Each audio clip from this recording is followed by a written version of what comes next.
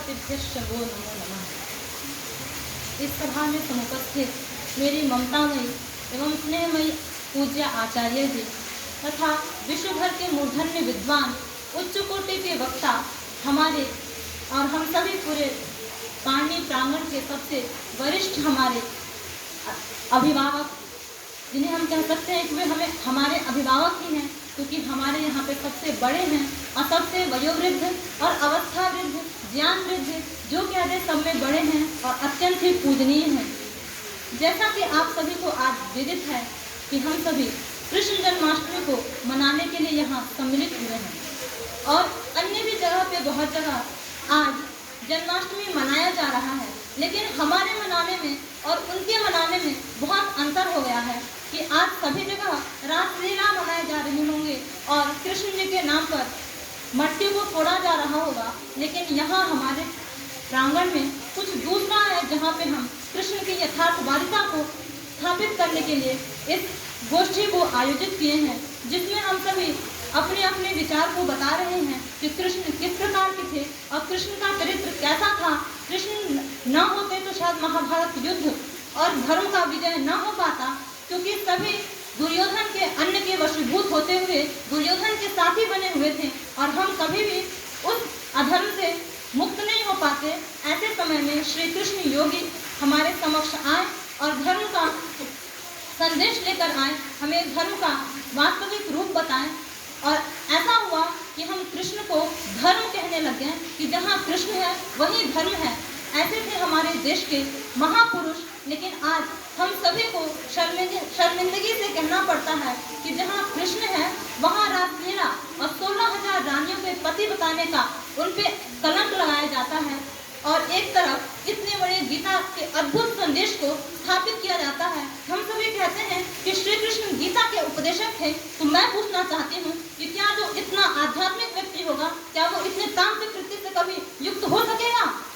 तो आप सभी के मुख से ये प्रश्न निकलेगा, लेकिन आज हम सभी जन समाज और भारतीय वृत्ति के सभी लोग अपने बुद्धि की जो तर्क शक्ति उसे छोड़ चुके हैं। एक तरफ उन्हें सात्विकता का प्रमाण देते हैं तो दूसरी तरफ उन्हें हम तांत्रिकता का अपने प्रमाण मान लेते हैं और हम रासलीला करते हैं। और आज सभी दिखा रहे होंगे, शायद ही किसी को याद होगा कि आज गीता को भी गा लेना चाहिए, जिसका हम सभी बहनों के समक्ष छोटी बहनें गीता का संदेश दी।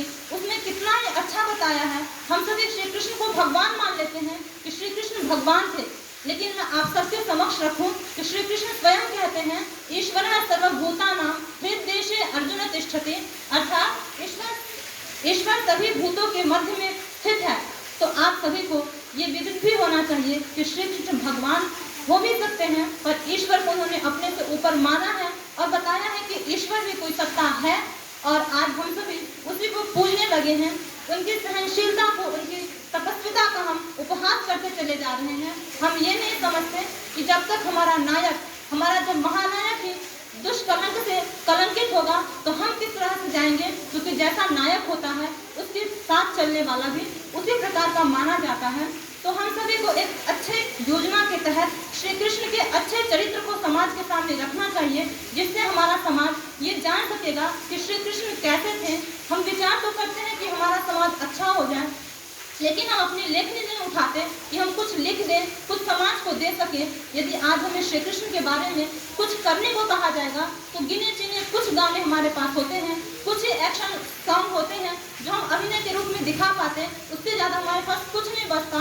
इसलिए हमें चाहिए कि हम उसके लिए कुछ नई नई योजना बनाएं और उनके बारे में छोटे और सरल दोनों हर तरह के विषय को लिख के समाज के सामने प्रस्तुत करें।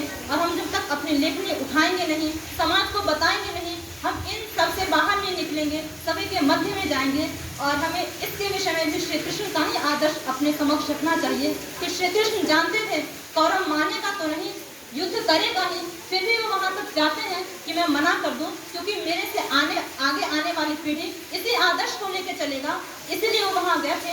हम जानते थे वो कि ये नहीं बंद होगा, फिर भी वहाँ पे गए। इसलिए हो सकता है 10 लोग में से 1 लोग सुने, कोई तो सुनेगा हमारी बात। इसलिए हमें भी सभी के समक्ष अपने सत्य बातों को कहना चाहिए और उसे प्रस्तुत करना चाहिए, अच्छे शब्द में अभिव्यक्ति करना चाहिए, खंडन से ज़्यादा मंडन करना चाहिए और हमें अच्छी चीज़ों से उन्हें ओतप्रोत करना चाहिए, क्योंकि जैसे ही अच्छी चीज़ आएगी तो बुरी चीज़ स्वतः जाएगी और हम केवल हटा देंगे तो कोई भी चीज़ खाली कब तक रहेगा, कुछ ना कुछ उसमें भरेगा अवश्य। इसलिए हमें चाहिए कि हम उसे भरें और भरने के बाद उसके जो खराब चीज़ें हैं उसे हटा दें। और जैसे हम समाज को अच्छी चीज़ें देंगे तो समाज भी इतना मूर्ख नहीं है, जैसे हम और आप, जैसे हम भी नहीं जानते होंगे यहाँ आने से पूर्व कि ये कैसा उनका चरित्र था, शायद हम भी वही करते होते जो आज सारा समाज कर रहा है। तो हम जैसे लोग कहीं जाएंगे बताएंगे तो समाज आगे बढ़ेगा। यही मेरी छोटी सी धृष्टता थी, आप लोगों के समक्ष मैंने योजनाएं बताई, लेकिन हमें ये करना चाहिए और आगे बढ़ना चाहिए। सभी लोग अन्य सभी बातें बोल चुके थे। धन्यवाद।